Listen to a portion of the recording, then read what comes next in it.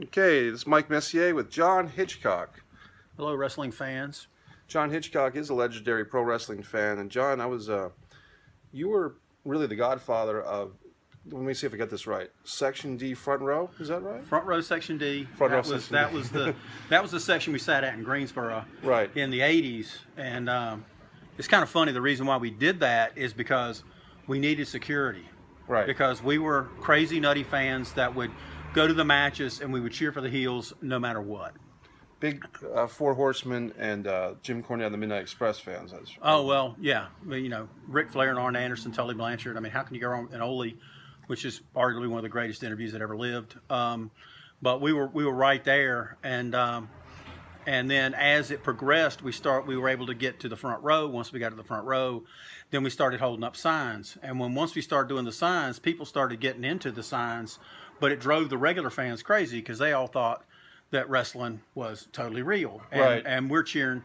And so there's I don't want to go into the whole story, but there was one time they had an intermission, and this one lady walked up to me, and she said, "Would you during intermission, I've decided to pray for your soul because there's something wrong with you because you're cheering for Tully and Arn and Flair, right?" And I was like, look, you just need to wake up. The best wrestlers in the world, they're the champions. You need to respect the title holders because they represent you, the people.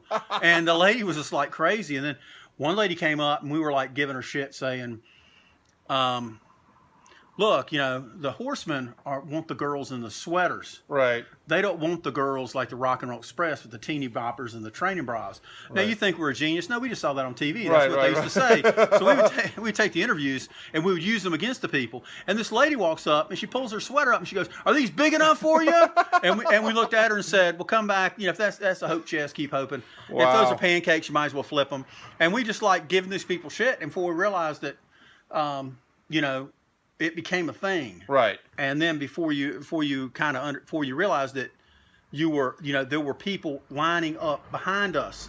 So Section D became, we were on the front row. We sometimes have 14 or 16 people, right? And that first Clash of Champions, we spelled out Cornette across the front. Oh yeah. And that was really well received. Jimmy loved it. But anyway, but then suddenly you began to realize that you had 4, 5, 6 rows of smart fans sitting in that section, which means you were protected. Right, you were protected because if you had obsessed, face fans, they would throw shit at you, they would hit you, and they would scream at you, and they go nuts. I had one guy pick up a chair and come after me, and I was like, "Calm down, dude. Time out." At least they believed. Well, that's kind of gone now, but still, it became a thing, and we were so visually out there with the suits. We would wear suits, ties. I always wore a straw hat. Right. And then I started wearing a Parts Unknown hat because I opened up my own business. But the straw hat, of course, was ripped off by the guy at ECW. ECW, yeah. He stole the hat. I've met Hat Guy. He's a nice guy, though. Yeah. He took that, and I'm like, okay, it's cool. Yeah. But it became something, and it built and built and built. And then after a while, it was kind of funny because I had fans calling me on the phone, and they didn't know my name. Right. And they would say, "Are you the wrestling guy?" And I would go, "Yeah, man, I'm the wrestling guy." He goes, "Well, what about this?" And I'd explain it to them, and they'd hang up. Right. And they started telling people, and they would call me all the time. Right. "Are you at the store? Hello? Is this the wrestling guy?" "Yeah, okay." "Is Lex Luger going to win the title?" No, he's not that good. What? Okay. Look, if you have a fixed obsession with a wrestler and you're a fan of that wrestler, if I tell you the truth of what I think, don't get pissed off that I don't like, Flash Funk or something. So give me a break. So it was kind of funny. And then I had fans calling me, and they said, when wrestling started to fall off, and they went from, these are house shows. We would have 12, 14,000 people. It went to like 6,000 and 7,000 and started to fall. In the early 90s in WCW? And when that happened, I'd have fans call me and goes, "Are you guys still going to go?" And we're like, "Well, yeah. You going to have posters?" "Yeah." And it says, "Well, if you go, we'll go." You kept WCW in business. Well, a little bit. Bischoff and Russo should have employed you guys, because I remember that you guys were kind of instrumental in the Horsemen initially getting over, I believe. Well, that was the famous night where we spelled out Horsemen, and we were up in the orange seats. Right. And we spelled out Horsemen in big block letters. They were poster board. Yeah. And in block letters. And then when Ricky and Robert came out, we flipped it and it said Romper Room. That's funny. And because they had said that, you know, big girls in the sweaters, you know, we like, and then they're Romper Room. Right. And I was like, okay, that's cool. That's cool. So we started thinking about it, and it was so funny. Back then we had this store. This is another store I used to work at. We had these big counters, and we'd have customers coming in, and we'd say, hey, man, you got an hour? And they go, well, yeah. And we give them a magic marker, and they'd fill in the filling in the thing to spell out Horseman. And so it was so funny. It was so funny. And we got there, and it's the first time we had a separate group who joined our group. Right. And that was Dan Grundy and Billy Pritchett and Jimmy Pritchett and Bud Grundy. And they joined our group. And so we had a biggest group we ever had, a Heels fan in one place. Yeah. And we knew it was going to be something special because they just done that stupid. Remember that angle where they jumped Ricky Morton and they hit his nose and he wore the tape on his nose? They ground his face into the ground. Yeah, ground it. And they had the thing on his right, the hockey mask type of thing. Yeah. But he had the tape on his nose. Well, Billy Pritchard and his brother walk up to me and Bud, and they've got pieces of tape, white tape on their nose. You could see it a mile away. Right. And they're like, I said, you got any more tape? And they were like, hell yeah. And we all had tape on our noses. And people were coming up to us going, these two people came up and they went, we have one serious question to ask you. And I was like, okay. Are you wearing that tape to support Ricky Morton, or are you basically making fun of Ricky Morton? And we went, you mean Punky and Hoot? They suck. Come on, they suck. They're punching bags. You know, come on. You know, be with real men like the Horsemen. Arnett just called them the Horsemen, but we started going. You know, are you kidding? And people were getting more and more and more angry, and it just kept building and building. And then two of my friends, one was in the press box, and one was over at the other end of the arena with a bunch of the baseball players from the Bats, which is now the Grasshoppers, but. He ran down and said, John, do you know what you're doing?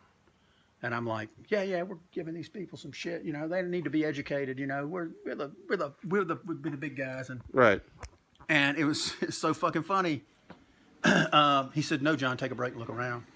I said, okay. And I had guys with me who could talk as much shit as I could, right? So I stand up and I look, and I realize we're surrounded by over 400 people. Oh, God. They had 2 intermissions, and both time we were surrounded, and people were yelling and screaming and throwing popcorn and drinks. And there was this one old lady there who didn't have any teeth, and she was chewing gum and grabbing the gum and throwing it at me. I mean, I remember looking at her going, "That's disgusting," you know. I mean, and we just kept stirring it up. And then I looked over, and the wrestlers were coming out during intermission, going, "What the fuck's going on?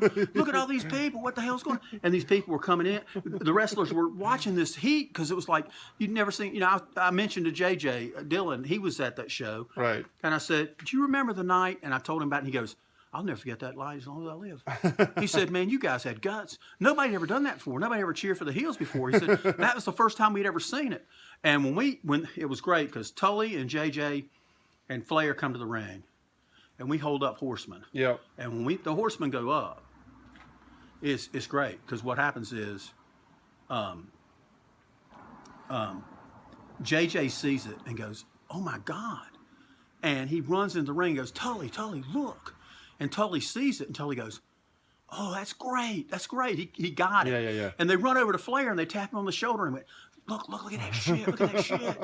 And Flair sees it, and Flair goes, woo, and he does a little dance, and he climbs on the turnbuckle, and he's pointing at us. Yeah. Now, that's the coolest thing ever. You know, those guys acknowledging us. Right. But what they're doing is they're putting the heat on us. Yeah, right. Because these fans are watching this shit. Yeah. And then we flipped over for them. They were going to wrestle Ricky and Robert. Right. So we flipped over the sign. It spells out Romper Room. Oh. And JJ went, was on the floor, and he jumped up and went, oh, my God. And he runs up, and he shows Tully, and Tully sits on the second turnbuckle and is grabbing his stomach, and he's just laughing and pointing, going, that's the funniest shit. And they show it to Flair, and Flair goes crazy. He goes, yeah. So they went, turn it around. And we were like, no problem. And so, you know, they announce, here comes Ricky and Robert, you know, drummer. They come running in. And it was so fucking funny. And they run in, and they're getting in the ring. They're like, yeah, let's go, rock and roll, you know, rock and roll, brother, rock and roll, and all that shit. Yeah, all the and they're out there, and we're standing there, and we got Horsemen. And Tully and Arn, not Arn, but Tully and Flair and JJ just go. Right. They point. Yeah. And they turn and look, and there it says Horsemen. Right. And they're like, what? And then I went, now, We flipped it, romper room. And we did romper room. You can see Ricky and Robert go, oh, shit. What the hell's that? And they're laughing, going, yeah, that's right. We're the Horsemen. You're a bunch of pussies. And they're yelling at them. And the crowd is like, it's cinching up. The crowd's getting more into it. The crowd's getting more fired up. Anyway, they changed the finish of the match and had Tully and Arn win. And then they changed the steps and said that it wasn't for the title. Oh, okay. Because we were scared if Yeah, right. Tully and Arn lose, these people are going to come down and want a piece of our ass. Yeah, right.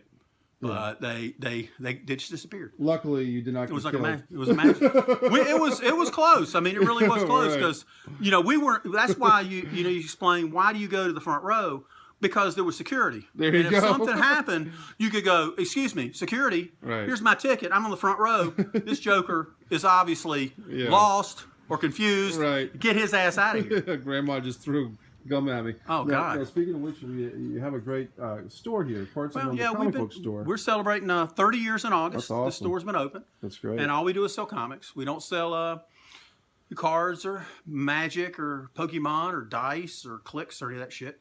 All we sell is comic books. We've been pure to comic books because I have a passion for it. I've loved it ever since I was a kid. Yeah. And I still collect comics and I still love comics. And and that's what we do. And I've been doing this, like I said, it'll be 30 years in August, which is pretty scary because I've been here for 30 years doing this. And of course, we used to have a lot of wrestling paraphernalia up. Right. But then what would happen is fans would come in, and before you realize, you'd have, especially on a wrestling night at the Coliseum, you'd have 15, 20 people in the store. They're not buying comics. They just want to talk about wrestling. They're just looking at stuff. They just want to talk about wrestling. That's all they want to talk about. And then you're trying to... Is there crossover from comic? I mean, I'm sure there is, but how much of a crossover between comic fans or graphic novel fans and pro wrestling fans? Well, that's kind of tough to say, but there is definitely the white hat, black hat, good guy, bad guy thing that goes on in wrestling and goes into comics. So there is that morality play kind of thing. But the magic of comics is the magic of storytelling. Right. I mean, great storytellers like Will Eisner or Harvey Kurtzman or Alex Toth, one of those guys who could really tell a story visually. They could break it down panel to panel and take you on this journey. And let's face it, what are the great wrestlers all about? Telling the story. Telling the story of good versus evil. Story. And the great ones, greatest tag match I ever saw, Midnight Express with Bobby and Stan with Jimmy versus Tully and Arn and JJ, and it was and they tore the Greensboro Coliseum down. Yeah. And that was rare because usually we would have Flair main event all the time. And don't get me wrong, we never complained with that because you got to see the greatest wrestler ever. Yeah. But that night they changed it, had those guys in the main event. And they put on, that's the first time I ever called the Observer and said 5 stars. There's never, the timing was perfect. Everything was perfect. Stan was great. Everything was set up beautifully. Everybody played off each other. It was just like bump, that a bump, that a bump, that a bump, that a bump. And you're just like going, holy shit. I mean, it was incredible. I always think that Sweet Stan Lane kind of gets the short end of the stick. I mean, Jim Cornette always speaks highly and rightfully so of beautiful Bob Eaton's ring work. But I thought Stan was really good. And he also did the thing where Stan would introduce Cornette before their matches. We once did posters that said the Bobby Eaton, the Rembrandt of wrestling, and the Stan Lane, the Picasso of pugilism. That's funny. And Jim Cornette was the Gauguin of Gab. We held those posters up, and they fell out laughing. And then for the whole tour, that's how Cornette introduced themselves. Oh, that's cool. As the Picasso of pugilism. And so we always would have fun, but that's the thing about wrestling is you're going to have fun. Yeah. And my attitude was, well, I want to be more than just the spectator. I want to somehow be slightly involved in helping to manipulate the crowds, and the best way to do it would be to cheer for the bad guys. I was listening to kind of an interesting podcast between my buddy Vince Russo and Matt Coon. They were kind of debating fans booing Ronda Rousey. And for me, I don't have a problem with it personally because I think that if you pay for your... Not many people are buying tickets to see Raw in person anymore. But for those that do, if they want to boo Ronda, if they want to boo whoever, they can probably boo. wouldn't boo her if she hadn't announced that she's leaving to go have a child and she's going to take a break. Right. And they're probably disappointed in that. I mean, there's no bigger star in the women's field than Rousey. I mean, give her credit where credit's due. And also give her a lot of credit for learning how to have better and better matches. Yeah. She puts herself more and more in jeopardy. And let's face, in the match, she knows how to work a match. But let's face it, all she has to do is just walk over, bang, bang, arm bar, win every single match just like that if she wanted to. Right. Because she, same with Lesnar. But Lesnar could do that. she's having good matches, but I guess There's nothing wrong with her. There's nothing wrong with her. The new product is. I think the wrestlers now are probably physically more talented than the wrestlers, and they're more athletic than the wrestlers of my generation growing up watching it in the 60s and 70s and 80s. Right. But they don't have the characters. Yeah. They had back when I was watching wrestling. If Ole Anderson came into the territory, he was a bad guy. If Dusty Rhodes came to the territory, he's a good guy. And you knew that. Not just from the wrestling magazines, but you knew they didn't like each other. And think of the characters, Terry Funk, Stan Hansen. I mean, these guys are well-defined, Buzz Sawyer. These are well-defined characters. Probably part of it is them. Right. But they're so well-defined that you throw them in the mix, and it doesn't take long to establish who's on one side and who's on the other and then have the matches. Nowadays, you don't know, we were just talking about this a minute ago, Mike. Yeah. But when I was a kid, you could watch one show and you know who's good, who's bad, who doesn't like each other, and what it's building towards. You could figure it out just like that because it's simple. Yeah. Keep it simple, stupid. And And they don't think like that. They never think like that because they're trying to outguess everybody. They're convinced that the newsletters, the Observer, the Torch, and all that stuff, they're all convinced that that's ruining wrestling. Right. But only the people that are obsessed get into it. But that has changed now with being online and being with the computers, because now everybody can get that information rapidly. Just bang, bang, bang, they can get that information. Everybody's Dave Meltzer now, for better or for worse. Give Dave his credit. He's the Obi-Wan Kenobi of the wrestling newsletters. Sure. He's the guy who's the keeper of the flame. He knows more about everything than just about anybody, except I know more about Mid-Atlantic than his ass because I grew up here and I watched all that shit. But, I have nothing but the highest, absolutely the highest respect for Dave because, he's, besides being knowledgeable, he's a great guy. Yeah, I've heard good things. Let's take a look at your book real quick Sure. because I know you have customers that are waiting patiently, and thank them for waiting. Customers? What? This is your book. Yeah, this is my book. It's basically, I tell the story. You can get it on Amazon or you can get it here at the store at Parts Unknown. Yep. But it's basically my journey as a wrestling fan, being a kid, watching it on television. And then my older brother works at the Coliseum, and he said, hey, you want to go? Right. And we jumped in his Volkswagen, and we went to the arena. And he said, there's two things you got to know about wrestling. I said, what's that? And he goes, well, one, it's work. Yeah. Okay? They know each other. He worked in the back, and he used to bring beers to Rip Hawk, Sweet Hansen, and shit like that. Right. And he said, but the other thing you got to remember is half the enjoyment of wrestling is the fans. You're going to see the nuttiest people, the most obsessed, crazy people, and that's a part of it because they believe it, they're into it. You'll see people you've never seen before, and I swear there's some that look like they came off of tractors, and they walked in and they're chewing tobacco and spitting in cups and shit.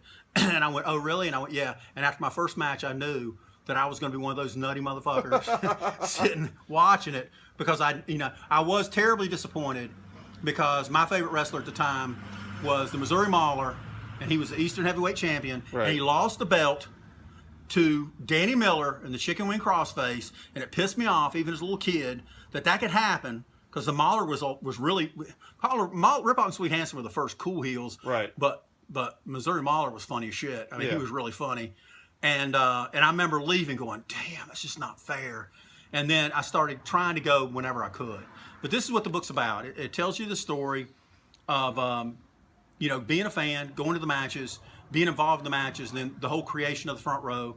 And then once the front row hits, once the front row goes, then the signs and all that started building. And then, we were right there for all that Horseman stuff and the Midnight Express and rock and roll, that big feud. And Bruce Mitchell was one of your kind of the younger members. Bruce came into wrestling, came into my comic book store at Acme Comics downtown. Yeah. And he was the dumbest bastard who ever walked in the store because he didn't know anything. He knew enough about wrestling. Right. And then we started talking about wrestling, and he always said I was the first person he ever met who actually was discussing wrestling. Not like, gee, he's going to womp him. Who's the good guy? Who's the Was bad starting guy? to break it down and understand it. Yeah. And but no kidding. I mean, he's a real student of the game. He's a real scholar of the game. You can't, No, I like to good. mess with him all the time because let's face it, he's trouble. But anyway, Yeah. but he came in and we said, hey, you want to go to wrestling? And he was living in Beckley, West Virginia, working for Belks Leggett. Okay. And he would drive from West Virginia down to Greensboro, and we got him a front row seat. Before GPS. Yeah, he'd come in and he'd come in and he'd sit with us, and that was one of the funniest things. He didn't understand the game. Right. The game was we had established ourselves as the biggest, as the heel fans that stirred it up. Yeah. And he's sitting on the front row with us the first time, and he goes, "One thing I always wanted to know: can they hear you?" Now we're on the front row, and they're from here to the wall, right? I mean, Right. and I went, "Well, why don't you give it a shot?" Well, he took his first. He made a tactical error, Right. Because we've been running a feud with Ricky and Robert forever, Right. And so Ricky and Robert come out, and he stands up, and he goes, "Hey, Morton, you suck." And Ricky Morton and Robert Gibson run across the ring, and Ricky Morton says, "Hey, Four Eyes, I've turned down more pussy in one day than you've gotten in your whole fucking life." And that record still probably And stands. and here's Bruce. Bruce goes, like, "What the fuck?" And I'm like, I can't let that go. You know, Right. we got a reputation at the front row of being Sure. smartasses and shit. So I went, "Hey, Morton, are we talking legal pussy here? Or are we talking any girls in the training bras and God. T-shirts, or any farm animals you might have banged on the way to the arena? Because we're not too sure about you, and you and Ricky and Robert look a little bit too close." Right. He lost it. "You son of a bitch!" He lost. He got so fucking mad, and he was. They started the match. They were from Memphis. They started the match, and it was so freaking funny because Gibson was in the match wrestling, and Ricky Morton's in his corner. He's screaming at me, "You motherfucker!" He's screaming. I don't remember who was wrestling, but they were laughing like, Right. "Oh my god, what a line!" And I don't know where it came from, but it just did. But we were just like yelling, and he's screaming at me the whole match, "You motherfucker!" And I was like, the flashback. Last time I saw Ricky and Robert were in Raleigh at one of the reunion shows. Right. They have it at Dorton Arena. It's really cool. It's like going to see the matches, like in one of the strongholds, the Great Yeah. Dorton Arena. And it was so funny. I got there and I saw him and I went, "Rock and roll, brother." and Ricky looks at me and he goes, "Oh, Greensboro, come on over here." And he goes, hey, "Oh man, you asshole." And he starts yelling at me and I'm like, yeah, that's true. And he goes, "Hey, Robert, you remember Greensboro?" And Robert goes, "Yeah, it's good to see you, Greensboro." He goes, that guy's the biggest asshole that ever lived. He gave us so much shit. I hate that motherfucker. And he's like laughing. I'm like, "Okay, that's great." And Ricky goes, "Come on, I'll introduce you to somebody." And there's this girl behind the counter, behind his little table. Right. And she's sitting there and it's great. She's sitting there and she's going, she goes, Ricky goes, hey, I want to introduce you to Greensboro." They never remember my name. It's just Greensboro. Right. He said, "I want to introduce you to Greensboro." And she goes, "This guy right here was in the front row of Greensboro, and he gave us more shit than anybody alive. This guy's the biggest dick. I hate this guy. Everybody, we hated this guy, but now he's our friend." And I looked at the girl, and the girl's face is like this. What? And I looked at her and I shook her hand. I said, "Whatever he said, it was worse." And she started laughing. Ricky's like, "Get the fuck out of here, Greensboro. You're such a dick." And I was like, "Well, thanks. I appreciate that." And I have no problem with being Greensboro. It's a great I city. love I mean, I haven't been here in years, but I'm so happy to I love Greensboro. check in with the city. And it was the hotbed, It was the hotbed of Crockett. I mean, It's a cool city. I mean, they get the minor league. At the time, they had minor league hockey here. I don't know if they still do, but well, they got the Hurricanes, but that mostly is out of Raleigh now. yeah. They got NHL, which is cool. But they still got ACC basketball, which is the best in the world, But it's home of Starrcade '83 and '84, '85, '86. I was at Starrcade '83. That must have been fun. If you ever see the interview with Dusty Rhodes, Yep. and he's standing there and they do an interview, And the audio goes out, I'm yeah. standing behind him. Yeah. The one that works. Okay. I'm standing there and I got a dark beard and I'm standing right behind him. And it was really funny because he turns around to leave. Yeah. And of all people, he shakes my hand. That's cool. And everybody there was like, "Well, why did he shake your hand?" And if you know me, I went, "Well, he remembers we had a feud once in Texas. It was a Texas loser leave town. That's why he's in North Carolina now, because I kicked his ass." Oh, because you. And I was a big kid, and these guys were like, "You're a wrestler?" I was like, "You can work everybody, You can work everybody. So yeah, it was. It's always wrestling's always been a big part of my life, just as well as comics, obviously. I mean, you can spin around and take a look at all. Yeah, let's take got a little bit of everything You mentioned here. Will Comics, Eisner has got that beautiful all these things. This is just the store to go to if anyone's in Greensboro, and you're right near If the. you're interested in comics, this is the place to go. You're right near UNCG now, Yeah, we're a block and a half from the college, and 2 blocks from Greensboro College, which is cool. which has got to help with customer flow. There you go, big man. Yeah. I appreciate your patience. Yeah, thank you. I was curious, you don't have Twitter root, do you? No. Okay. I'm here in total. It's one of those things we only got 3 or 4, and for some reason it's all out. So that's cool. And I literally came in last night just for that and forgot about it. Got distracted. Well, the new books weren't out for the day, but it did come out today. Maybe next week. I've never read any. I mean, that's support because the artist was like Terrence Brothers. Oh, okay. I just wanted to That's very cool. support some pretty decent artists. He did some the Iron Man of Heart was one that I like. So. Yeah, that's cool. Very cool. Just take a second. Here, again. And we try that one there. Cool.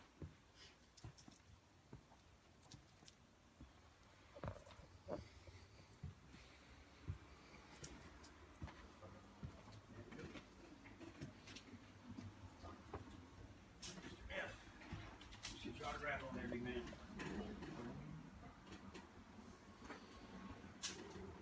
And there we go. Get back next week. Maybe that book will be out by then. Okay. John, I'm still rolling. Just gonna wrap it up, but I always have the feeling like you're like the one guy where like, you know, pro wrestling's my real passion, but this comic book stuff is like my serious business. It's kind of cool that you pull it off like that. Let's face it, you got to make a living. You got to make a living, and most guys are doing like insurance or the 9 to 5, and you're like, I run a comic book store for serious work, but I'm a pro wrestling fan for fun. I love that dichotomy. Well, it's amazing. It's amazing the people that are comic book fans. I mean, Raven's a big comic book guy. Oh, Raven! I've worked with Raven a little bit. Raven's a cool guy. Yeah. There's Tony Schiavone was getting comics for his kids. Was talking about it. That's one thing I did on purpose. Is I misspelled Tony's name every time in my book. It's a tough one. Because they always it's not because I didn't know it. It was because they called him something. Every wrestler called him a different name. Mr. Right. Schiavone, Tony Schiavone, Tony Schiavone. They called him a different name every time, and I thought that was great because they never got it right. Giovanni. I was wondering, But Tony's a really great guy. He started radio here in Greensboro. and it's good to see him back with a podcast. Here's a Wahoo McDaniel who I actually saw wrestle in North Carolina. He sent that to us. Wahoo sent that, and then the Flair sent that picture of him. It says to John on the front row, and the other picture is a picture of me with Ray Bradbury, the legendary writer, who's my favorite writer, is Bradbury, and I got my picture made with him a couple times. He was a really, really sweet guy. But if you haven't read Martian Chronicles or Fahrenheit 451, or there's Illustrated Man. I mean, he was like, the guy was a genius, and he loved comics. So he would go to shows. He always went to San Diego, so you could always get a chance to meet him if you were lucky. I was curious if there's ever, because I have a few. I have like an Ultimate Warrior comic that I think he helped write or did write altogether. Oh yeah. The best part of that comic book is to be 6 pages of him ranting about the mushrooms growing out of his fingers. I mean, he was all. It was like the guy wrote this most insane stuff, and they just put it in the book, and you get it. And you just fall out laughing because you're trying to read it. And it was like one of his interviews about the power of the warrior. And every time I look, and it always cracked me up because I'm like, he might have been one of the worst main event wrestlers in the history of mankind. No, I take that back. Diamond Dallas Page was the worst main event wrestler. You're not a DDP guy. He sucks ass. He's terrible. He's the most overrated guy ever. He's terrible. No. Matter of fact, with the exception of the section of Savage, every WWE, and maybe Bret Hart, maybe a little bit Shawn Michaels, most WWE champions aren't any good. They're not. Compared to Mid-Atlantic, compared to Crockett, when you got the guys they had, the Funks and Briscoe and Nature Boy. I mean, that stuff, it can't be. It would never be top. I would ask any current wrestling fan who might dispute what you're saying to check into a Jack and Jerry Briscoe versus Steamboat and Youngblood, Starrcade '83, or anything of that era, because the wrestling to me was really great. Well, I always cheered for the bad guys.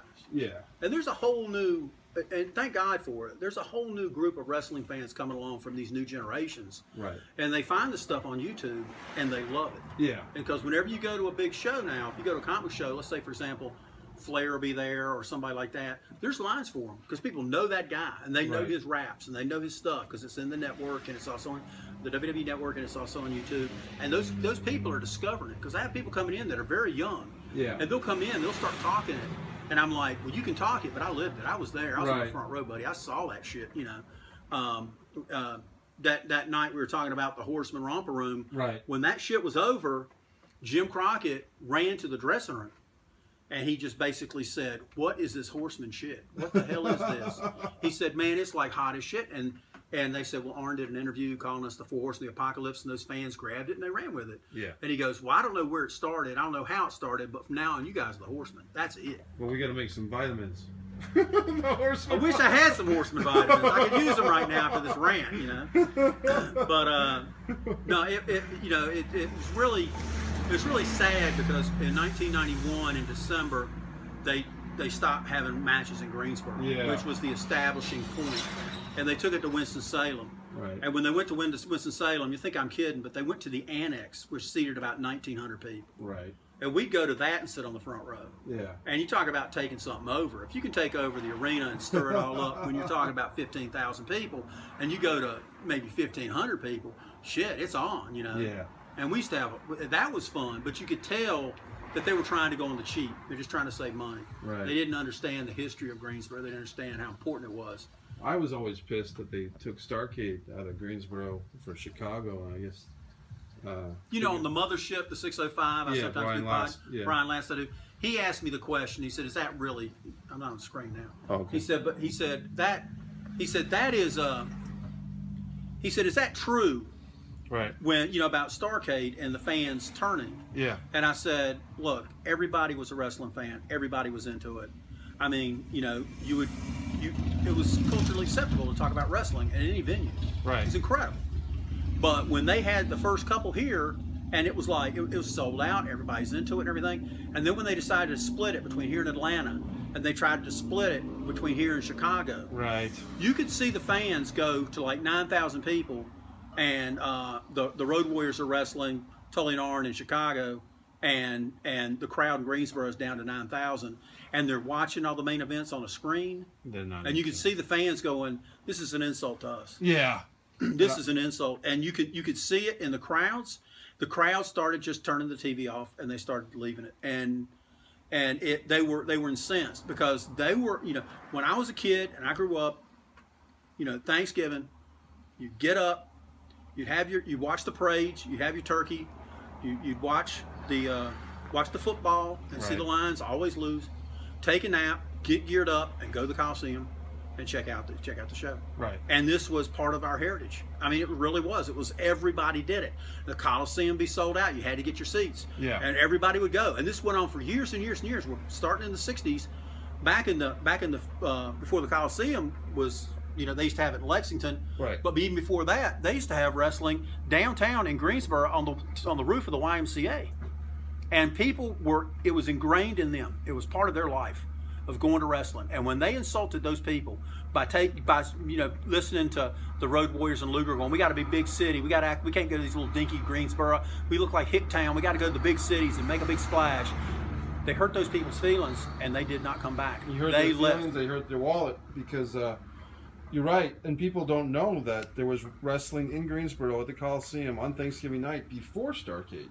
Oh yeah. People Well, don't- these were house shows. It was called the Thanksgiving night tradition. Well, it was, and also on Christmas Eve, Oh, either okay. Christmas weekend, Right. it was another big night. Right. But it doesn't take a genius to figure why they go to Greensboro. Yeah. You know, they're based out of Charlotte. The Right. Charlotte, you know, arena will only sit about, you know, 9,000 people. Yeah. You know, Dorton Arena, maybe 8,000 people. Greensboro, 15,500. and it's I centrally mean, located. Jesus, but it's right. It's the biggest. You sell Yeah. more tickets. You know, it's financially. Right, it's When great. they did the first Starrcade, so many people showed up for that they opened up the annex building on the side, put a couple of TVs in there, and they sold $5 a piece, and they sold that out. That's awesome. And you're talking about the match, you know, the famous match, the one with Kernodle and Slaughter versus Steamboat and Youngblood, where they had cars backed up for 20, 30 miles coming Right. from 220 in Virginia and coming up 4085 from South Carolina, and they had the biggest car mess you've ever seen in your life. They still talk about it because everybody was coming from everywhere to see this stuff, because cable had said this is it, and you knew that was going to be the match. Yeah. That was going to end the big feud. Kernodle had that mask of blood. Oh, he was a terrific wrestler. I mean, he doesn't get the credit he deserves because he's a very, very talented guy. There's a lot of guys who, I mean, even my friend Knox Baker was one of those guys that kind of falls through the cracks of.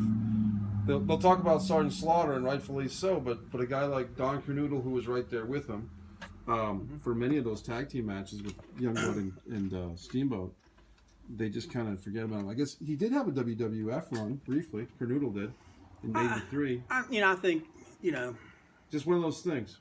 Yeah, people have a shelf life, I guess, but he definitely was the right guy at the right place and time to be with Slaughter. And then they brought in Private Nelson. You remember they had Jim Nelson and he had his head shaved, and he came in, and that worked perfectly too because he looked like a guy that just got out of boot camp because he shaved his head, and he had that big head, but he was a talented guy too. What is your advice? I do the Mike Messier wrestling rants, and a lot of times I try to. This is a rant. There's no. Well, I like it. There's a lot of fans that watch my stuff, even younger people who are kind of getting into them. What do you say to the younger wrestling fans who maybe they're watching WWE Raw and they kind of like, man, this doesn't seem right. This 3-hour show, and we're having all these scripted promos, and some of the matches are just these 6-person tag matches that go nowhere, and our favorite wrestlers from NXT come up to the main roster, they get buried. And do you have any words of encouragement for these younger fans who might be a little disillusioned with the current WWE? Well, let's face it. There's definitely problems with these storylines from week to week. Right. They seem to kind of they go one direction and suddenly goes the other direction. The only time it really makes sense is when they do that build to WrestleMania because they have to. That's the showcase. They have to keep that. They know where they're going to go. Yeah. But if I was a young fan, if I was like 15 or 16 years old, I would be on a WWE network. I would pay the $10 and I'd start watching Crockett. I'd watch Bill Watts. I'd watch the Cautionary Tale of the Von Erichs. Oh yeah. I'd be watching as much of that the Crockett stuff as I possibly could, and get into the history. Make yourself, become knowledgeable on the history, and have respect for the people that came before, and watch some of that stuff because all that stuff, some of it may be goofy, but it still goes in a direction. It makes sense, and that's really, the wrestlers are some of the greatest athletes in the world. There's no off season. Yeah. They work their ass off, but you have to respect them. But then on top of that, if this product now doesn't make any sense, well, that's what EML, AML, the stuff Cody Rhodes and the AEW, the Bucks are going to do, and they've got Jericho coming in, and they got some other people coming in. I try to get into that because that's ground zero. That's where it starts, right? Yeah. And then I would I'll tell you something else I would do is if there's an independent show within a half an hour, 45 minutes, if you got transportation, go and support that. You can learn more quicker on a front row of an independent show than anywhere because you can sit right there. The stuff, the CFW out of Gibsonville, you sit $20, you're on the front row, padded seat, all the pizza you can eat, all the soft drinks you can eat, $20, and you can see some of the most amazing stuff. And sometimes they screw up, and sometimes they don't. But, it's a great show. It's worth every penny. It shows at 7, ends at 10, a little after 10. Perfect booking. Everything's great. I would support my local wrestling the best I could, and I would get into the history of it because it's a very, very ripe and fertile area to get into. Sounds good, John. We'll let you get back to your business. Check out that book one more time. That's me on the front row. And people can get Giving this. Dusty Road shit. Is there a Parts Unknown website, or do you have a website? We're on Facebook, Parts Unknown website. You can find us there. I look forward to reading my autographed copy. There you go. Well, thanks a lot. John. Appreciate Good to you see coming again, by. buddy. Okay, Madman Mike. Take care of yourself, buddy. Mike Messier, Parts Unknown.